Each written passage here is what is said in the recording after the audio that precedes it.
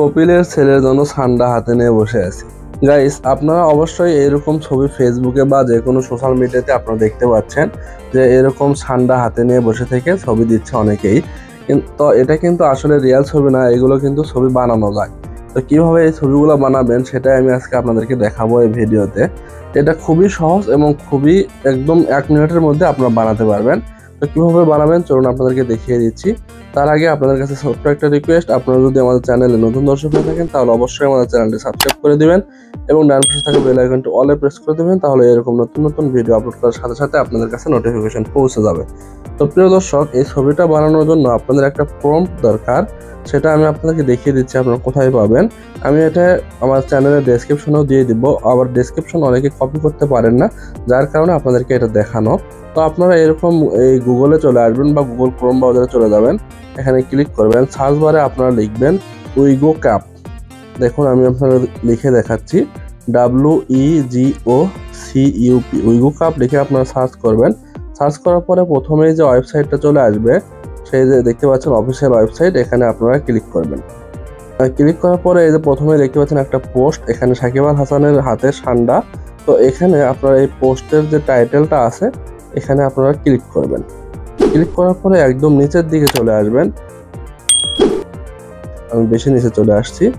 এই যে নিচের দিকে আসার পরে এখানে যে দেখতে পাচ্ছেন এই যে একটা প্রম্পট লেখা আছে, এটা আপনারা কপি করবেন। এই যে এখানে দেখুন লেখা আছে কপি দিস প্রম্পট। তো এখান থেকে আপনারা এটা ক্লিক করে ধরে রেখে এইভাবে আপনারা এটা কপি করে নেবেন, এখান থেকে কপি করে নেবেন।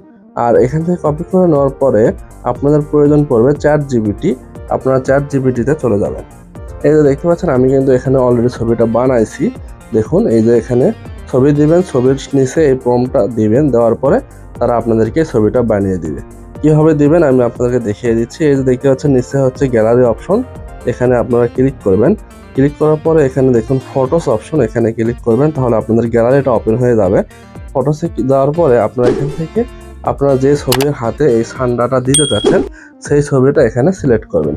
দেখুন আমি এই ছবিটাই আবারও দেই, এখান থেকে দেওয়ার সিলেক্ট করার পরে আপনারা এখানে অ্যাড করবেন। অ্যাড করার পরে দেখুন এখানে আস্ক এনিথিং, এখানে আবারও ক্লিক করবেন। ক্লিক করার পরে এখান থেকে আপনারা যে কপি করে নিয়ে আসলেন সেটা এখানে আপনারা পেস্ট করে দেবেন। এভাবে ক্লিক করে ধরে রেখে পেস্ট করে দিয়ে আপনারা এখান থেকে এই যে দেখতে পাচ্ছেন যে একটা অ্যারো চিহ্ন, এখানে ক্লিক করে এটা সেন্ড করে দিবেন। সেন্ড করে দেওয়ার পরে এই যে দেখতে পাচ্ছেন এখানে কিন্তু প্রসেসিং ইমেজ এখানে লেখা আছে, মানে ইমেজের কাজ চলতেছে। দেখুন আমার এই ছবিটা আপনারা একটু লক্ষ্য করুন, এখানে হাতে কি আছে, একটা ফোন আছে এবং একটা ফুল আছে। এখন এখানে দেখুন ছবিটা কিভাবে বানিয়ে দেয়।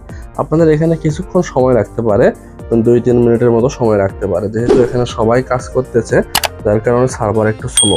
তো অবশ্যই আপনারা এখানে কিছুক্ষণ অপেক্ষা করবেন। এই যে দেখতে পাচ্ছেন এখানে কিছুক্ষণ ওয়েট করার পরে এখানে কিন্তু ছবিটা তারা বানিয়ে দিচ্ছে। এবার কিন্তু একটু সমস্যা হয়েছে, যার কারণে এখানে ফুলটা দেখা যাচ্ছে। আর এখানে আবার আগে যেটা বানিয়েছে দেখুন এখানে কিন্তু ফুল এবং এটা কোনোটাই নাই।